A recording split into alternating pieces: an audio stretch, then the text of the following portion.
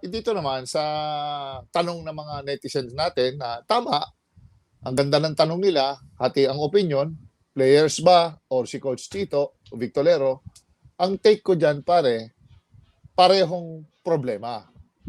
Number one, siyempre, sino ba ang bumubuo ng players? Di ba, ang coach? So, sino ang pumipili sa management? Siyempre, yung pumipili sa coach is yung management. Ang tanong ko lang pare sa'yo, kailan ba huling nag-champion yung Magnolia? Siguro 2018 pa ba? 16, Yeah. 18? 18, parang gano'n. Pwede mo na sabihin mga 6 na taon. Nag-aantay ng championship. Ito lang pare, yung overview lang ng sitwasyon ni Coach Chito. Yung 6 na yon pare, or 5 taon na yon, i-times 3 mo yon. 15 conferences yun. Siguro pare, baka hindi na makaantay yung mga netizens sa ng magandang resulta. Kasi pare, ngayon nowadays, maswerte ka na kung meron nga pare, naalala ko ito na, tutumbukin ko, Coach Joel Banal, nag-champion, pinalitan eh. Pare, naalala mo yun, Honeycutt, basta nag-champion sila, All Filipino. Jerry Honeycutt. Tapos nag-Honeycutt ng Dapaling Conference, na out lang. Pare, tinanggal. So, alam mo, pare, sa akin, para maintindihan sa sitwasyon sa PBA, kahit nag-champion ka, pwede kang palitan. Coach, Coach Austria, 7 championship eh. Di ba? Biglang bumalasa eh. So, yan, discretion ng management yung pagpalit. So, lahat ito, tama yung mga nararamdaman ng na baka nainip na masyado itong mga netizens natin na naghahanap na ng championship. Bakit 15 conferences na wala pang resulta? Bakit kamo? Alam mo, yung tinatakbo ni Coach Chito, lahat ito talaga guard, small lineup talaga siya. Bakit? Guard heavy siya eh. Dribble drive, open court, run and gun. Yung typical na usong-uso ngayon, dribble drive. So, binugbog niya ng puro gwardiya. Sometimes it works, but sometimes, siyempre, pag nakatapat ka ng the likes of San Miguel na ang lalaki ng lineup, malalaki na, mabibilis din tumakbo, doon siguro nagkaka-add na disadvantage. Ang kay Coach Chito, tama naman nung una, is just that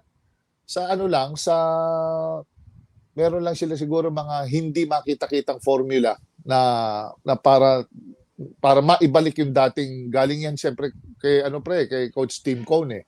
Mabigat yung iniwanan ni Coach Tim Cone diyan. Grand Slam ata yung bago niya iniwan yung Pure Foods. Talagang mahirap tapatan and talagang kailangan talaga ng masusing evaluation itong gagawin dito sa mga players ng Pure Foods para maging formidable ulit, para panlaban ulit. Yes.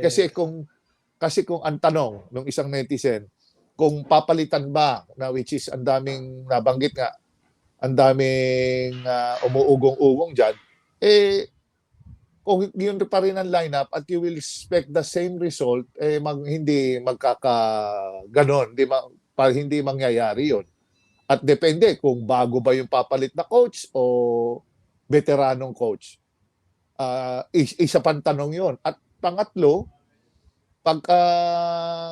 gaano ba kabilis ang transition ng pag-champion? Kasi it takes time para kang bumuo ng isang championship team eh. Kailangan, di ba pare, tama yung rekado, tama yung materialis mo, meron kang pang small lineup, meron kang pang big lineup, kompleto. Hindi naman yan yung kamong lineup mo pang effective ka sa San Miguel. Paano naman doon sa mga ibang teams na maliliit? Kung wala ka rin panapat doon, hindi ka rin naaabot sa finals kung kulang-kulang din yung materialis mo.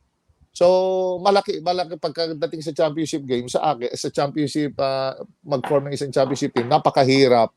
And lahat yan nakabase sa sino ang papalit na coach kung sakaling papalitan. Pero kung i-retain si Coach Chito din, sa akin, ang take ko rin kay Coach Chito, okay pa rin naman. Kasi dapat talaga isang matinding, masusing evaluation na sa 15 years niyang tenure niya, dapat makita na ni Coach Chito yung what needs to be done, what needs to be changed. para hindi magaya yung dating niyang performance sa mga darating na taon. Kasi at the end of the day, players ang naglalaro naman eh. Tama pa rin sinasabi mo, coaches lose game. Ang nagga-guide lang naman dyan is yung coach.